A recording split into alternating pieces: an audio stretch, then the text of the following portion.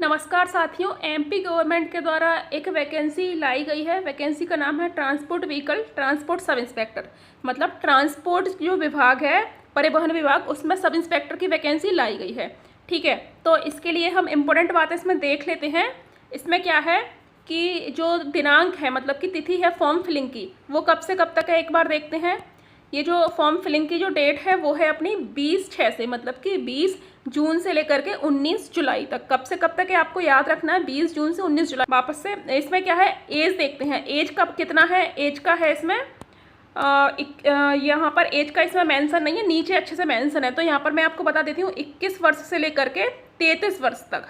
कब तक, 21 वर्ष से 33 वर्ष तक, इतना इसमें एज का है। और जो एज की जो कैलकुलेशन किया जाएगा, गणना की जाएगी, वो 1 जनवरी 2026 से की जाएगी।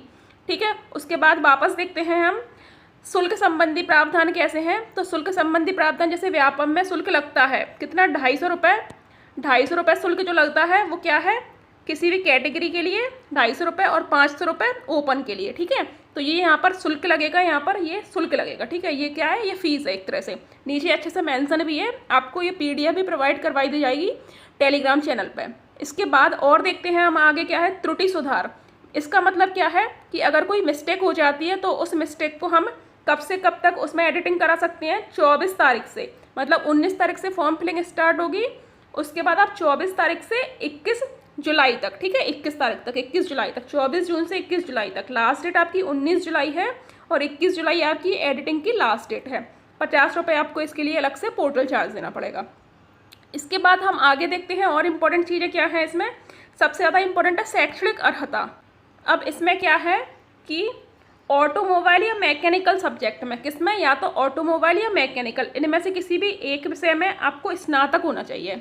या अगर आपका प्लेन ग्रेजुएशन है, मतलब कि सिंपल आप ग्रेजुएट हैं किसी भी चीज़ से, मतलब कि आपके पास BA है, BSc है, लेकिन इसके साथ में आपके पास अगर डिप्लोमा है, आपके पास डिप्लोमा है इसमें, किसमें, ये ऑटोमोबाइल या मैकेनिकल, इस विषय में अगर आपके पास डिप्लोमा है तब भी आप एलिजिबल है। या तो आपके पास डिग्री होनी चाहिए इसमें, उपाधि मतलब डिग्री होनी चाहिए इनमें, या तो ऑटोमोबाइल में या मैकेनिकल में, या फिर आपके पास प्लेन किसी भी टाइप का ग्रेजुएशन है और इसके साथ में आपके पास एक डिप्लोमा है ऑटोमोबाइल या मैकेनिकल सब्जेक्ट में।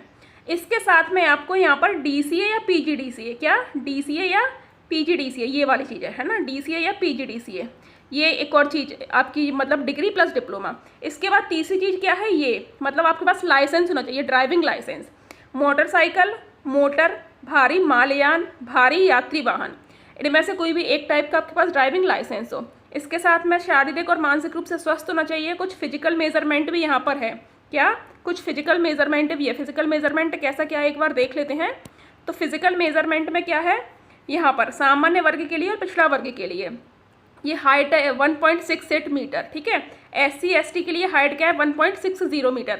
यहाँ पर चेस्ट का भी मेजरमेंट है, आप इसको एक बार डिटेल में देख लेना, आपको PDF प्रोवाइड करवा दी जाएगी उसके माध्यम से।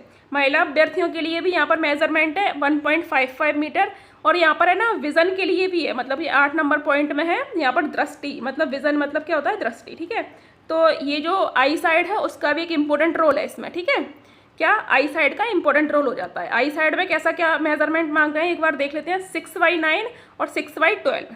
ठीक है, इसके बाद रोजगार पंजीयन होना चाहिए आपके पास। अगर किसी भी बच्चे का रोजगार पंजीयन अगर एक्सपायर हो गया है तो आप उसको अपडेट करवा लें। अगर किसी ने अभी तक रोजगार पंजीयन नहीं करवाया है तो वो लोग टाइमली रोजगार पंजीयन करवा लें। ठीक है, इसके बाद ये परीक्षा केंद्र और प्रवेश पत्र आपको कब कैसा मिलेगा, सामान्य बातें हैं। परीक्षा के नियम क्या है इसमें, ये एक बार आप लोग पढ़ लेना। इसके बाद में हम इम्पोर्टेंट बात पर ध्यान दे लेते हैं, पोस्ट कितनी है। ठीक है, इसमें क्या है, पोस्ट कितनी है, तो पोस्ट हम डिस्कस कर लेते हैं। जो टोटल पोस्ट है वो 35 है। कितनी पोस्ट है टोटल, 35 है, जिसमें से अनरिजर्व 10 हैं, SC के लिए 6, ST के लिए 7, OBC के लिए 9 और EWS के लिए 3 पोस्ट।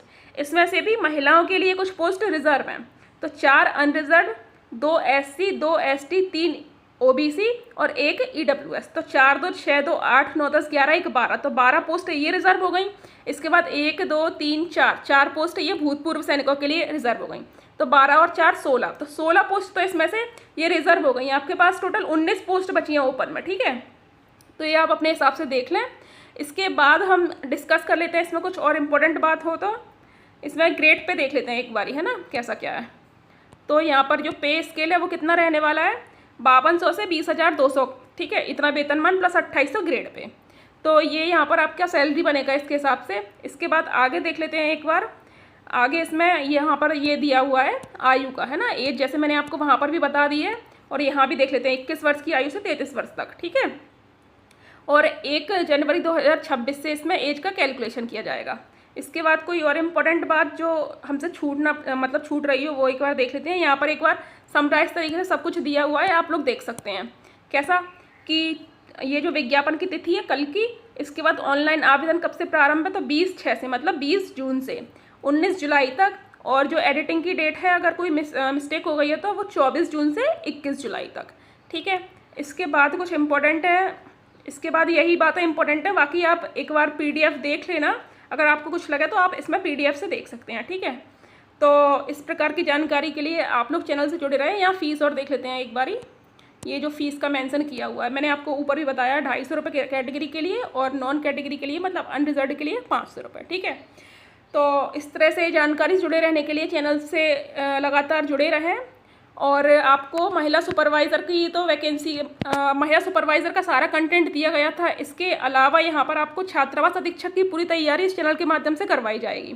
इसके साथ ही कोशिश की जाएगी कि ये जो ट्रांसपोर्ट वाला जो सब इंस्पेक्टर का पेपर है उसका भी कंटेंट आपको दिया जाए। Thank you.